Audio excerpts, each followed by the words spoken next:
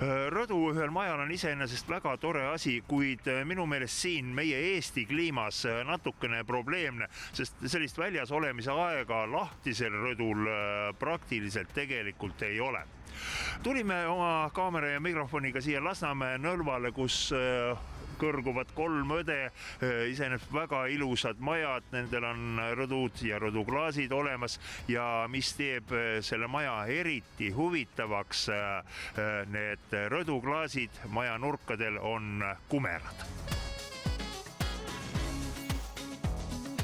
Kui keerukas sellise kumera nurgaga rõduklaasi tegemine nüüd teie jaoks oli?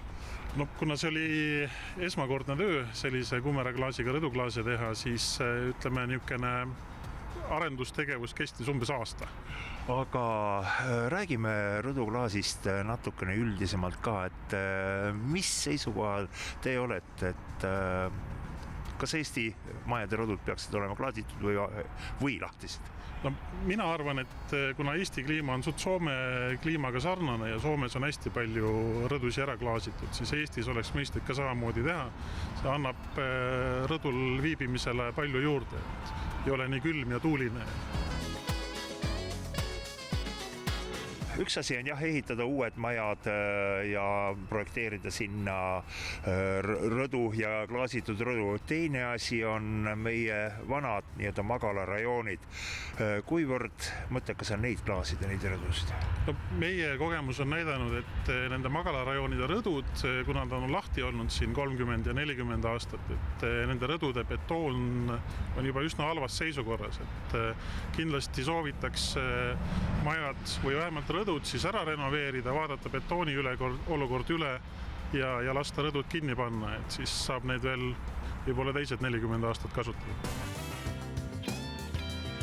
Olen juhtumisi kuulnud ühte jutuajamist, kus ilmselt esimesel korrusel elav proua väitis, et tema ei saa rõduklaasi panna, tema peab panema omal plastraamiga aknad, sellepärast, et rõduklaas ei ole turvaline. Ma ütleks pigem, et plastaken ei ole turvaline, et kui seal mingisugune hädaolukord juhtub, et siis plastaknad võivad kergesti süttida ja selles suhtes rõduklaas on kindlasti turvalisem lahendus. Ja sinna seda saab ju niimoodi vist kinnitada ka, et sinna keegi ei urgitse midagi vahele ja lahti teeb. Ja väljaspoolt reeglina teda lahti ei saa. No, meie tänases saates me praktiliselt kõigi intervjueeritavate käest küsime, et kas messil kah olete? Messil oleme väljas nii Tallinnas kui ka Tartus maamessil.